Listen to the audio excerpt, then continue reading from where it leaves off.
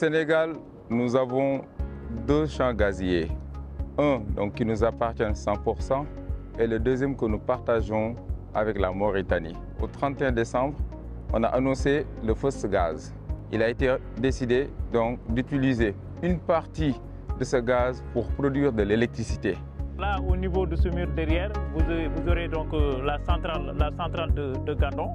Donc ça, c'est la surface qui est réservée pour héberger la station de gaz.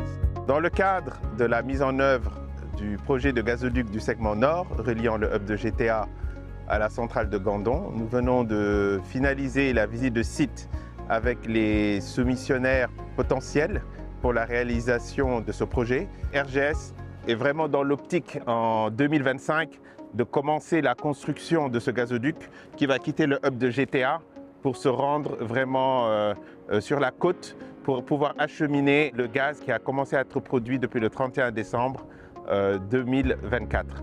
Nous sommes accompagnés bien sûr des autorités locales qui représentent donc le préfet aujourd'hui de Louga, qui nous accompagne dans toutes les activités de libération d'emprise, d'accompagnement social pour les populations dans le cadre de la mise en œuvre de ce projet, et notamment notre consultant qui est l'ingénieur pour la conception de ce projet. Nous avons deux objectifs phares au Sénégal, la réduction des coûts de l'électricité et l'accès à l'énergie universelle pour tous les Sénégalais. Et c'est vraiment un des projets très prioritaires que tout le monde suit de près et donc pour sa bonne réalisation. Pour nous qui suivons de très nombreux projets, on est extrêmement impressionnés par la rapidité d'exécution des équipes. C'est un projet compliqué.